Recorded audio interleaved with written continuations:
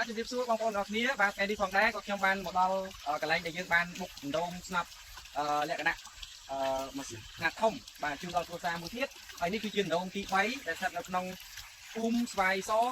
ឃុំច័ន្ទសស្រុកសុតនិគមខេត្តសៀមរាបដែលមានចម្ងាយប្រហែលជា45គីឡូពីក្រុងសៀមរាបបាទហើយនេះគឺជាគ្រួសាររបស់អ៊ំដែលនៅជុំវិញនេះគឺគាត់តែជាអ្នកជិតខាងហើយនឹងសាច់ញាតិរបស់គាត់ដែលនៅជុំ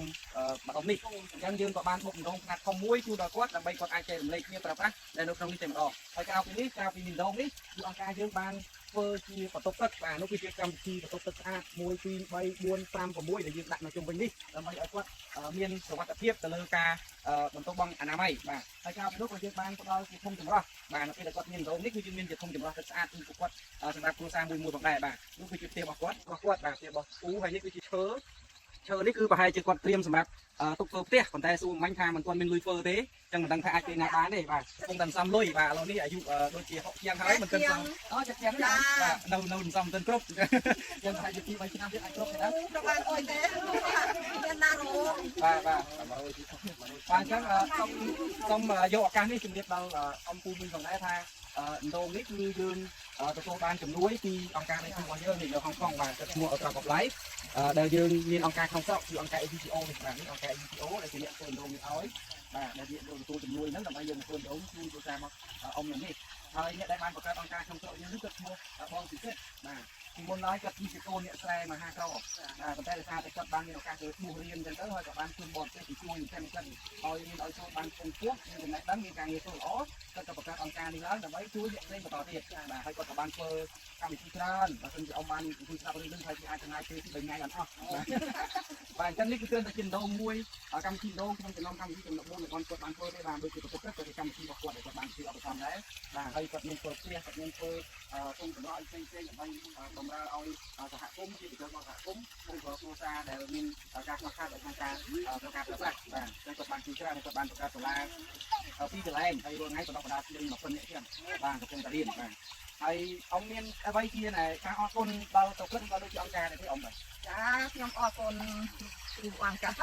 ដែលបានមកពុកដងអោយនេះក៏នឹងធ្វើបន្ទប់ទឹកអោយនេះខ្ញុំសូមអរគុណនឹងលោកហើយសប្បាយចិត្តខ្លាំងមែនទេដែលអត់ដងអត់ទាំងពួន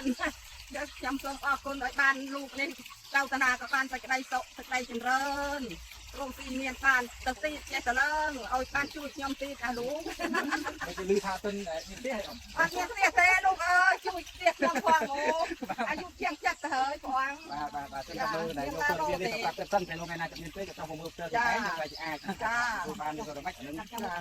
ចាំទៅមានទេចង់គាត់ត្រូវមកផ្ទះប៉ុន្តែដោយសារគាត់ជប់រវល់ចឹងទៅក៏ខ្ញុំមកជំនួសយកក្រុមការងារមកថតជំនួសបាទអរគុណមែនទេណែណាដែលបាននងអុយចេញមើលចែកហើយមិនយ៉ាងមិនទុកចេញមិនវិញហើយចេញអស់តែអស់យូរថាលើដងយកទឹកយ៉ាងមកប្រើដែរដាក់ធុងអស់លោកដាក់ដឹកតែគួរវត្តចូលទេដឹកមកពីដាក់យកមកឲ្យដឹកតាមយកមកចៃណែគ្នាទីនោះបាទតែចង់និយាយថាពេលដែលយើងចង់បានទឹកឬថាឬដូចថាមានត្រូវការត្រង់ទឹកពីទឹកអីផងចាខ្ញុំអេចាពេលអញ្ចឹងយើងហូបចុកអីហ្នឹងទាំងអស់ទឹកពីទាំងអស់ចាឡប់ទៅណែមើលអេបាទអញ្ចឹងឥឡូវចូលហើយ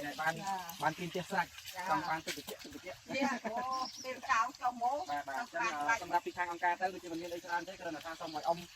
បងអរគ្នាដែលនៅជុំវិញនេះជួយថែរក្សាដងនេះឲ្យប្រើបានយូរបាទនេះគឺយើងចំណាយលុយថវិកាអស់ច្រើនដើម្បីធ្វើដងនេះមួយអញ្ចឹងខ្ញុំថាដងនេះអាចប្រើប្រាស់ជាប្រយោជន៍បានពេលយូរហើយ